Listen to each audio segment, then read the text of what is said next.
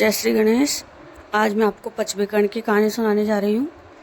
ये कार्तिक मास और अधिक मास के अंतिम 5 दिनों में सुनी जाती है। जो लोग अंतिम 5 दिन तक स्नान करते हैं और व्रत करते हैं वो लोग इसे सुनते हैं। एक साहूकार के बेटे की बहू थी। वो बहुत जल्दी उठकर कार्तिक के महीने में रोजाना गंगा जी में स्नान करने जाती थी और पराये पुरुष का मुँह नहीं देखती थी। एक राजा था। वो रोज सुबह उठकर गंगा जी में नहाने जाता था और सोचता था कि मेरे से पहले कौन नहाकर चला जाता है। मैं तो इतनी जल्दी नहाने आता हूँ। 5 दिन कार्तिक के रह गए। उस दिन साहूकार की बहू तो नहाकर जा रही थी। उस समय राजा आ रहा था। राजा के आने की आठ सुनकर वो जल्दी से वहाँ से चली गई तो उसकी माला मोचड़ी वहीं छूट गई। राजा आया, माला मोचड़ी देखकर सोचा कि जिसकी माला मोचड़ी इतनी सुंदर है तो उसको पहनने वाली कितनी सुंदर होगी।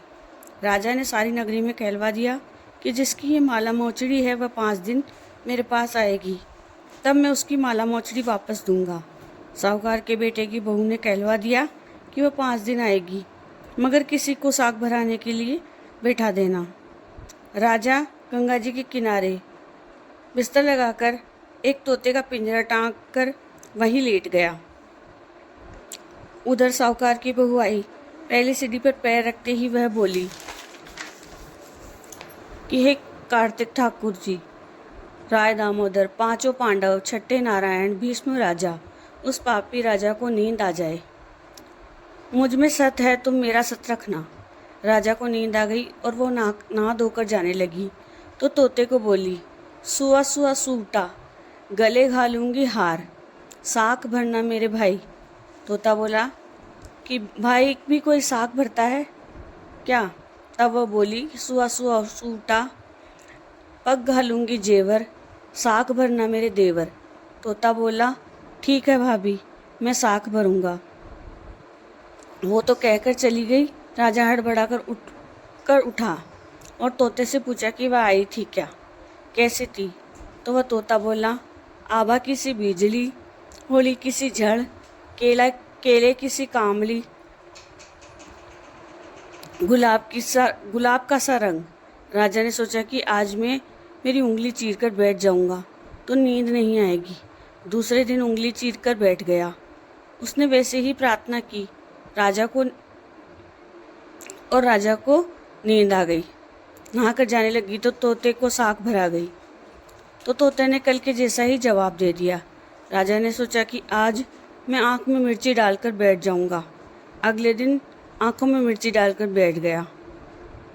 वो साहूकार की बहू आई और वैसे ही प्रार्थना करती आई तो राजा को नींद आ गई। वो नहाकर तोते को साग भराकर चली गई। राजा ने सोचा कि कल मैं कांटों के बिस्तर पर सोऊंगा। उस दिन भी वह प्रार्थना करती हुई आई और राजा को नींद आ गई। वह नहाकर तोते को साग भराकर चली गई। 5वें दिन राजा ने सोचा कि आज आग की अंगीठी पर बैठ जाऊंगा। वह नहावा आई और वैसे ही प्रार्थना की। नहाकर तोते को साग भराकर चली गई कि उस पापी को कह देना कि मेरे 5 दिन पूरे हो गए हैं, अब मेरी माला मोचड़ी वापस भिजवा दे। थोड़े दिन बाद राजा के कोढ़ हो गया और त्राही त्राही पुकारने लगा। ब्राह्मण को बुलाकर पूछा कि मेरे पूरे शरीर में जलन क्यों हो रही है?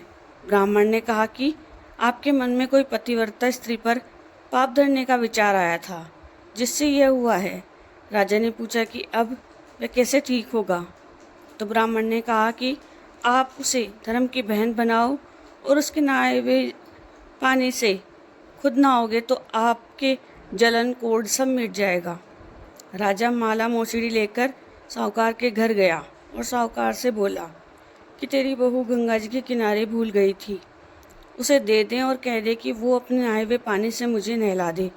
साहूकार बोला कि वो तो किसी पराये पुरुष का मुंह नहीं देखती, आप नाली के नीचे बैठ जाओ, जब वो नहाएगी तो पानी आप पर गिर जाएगा।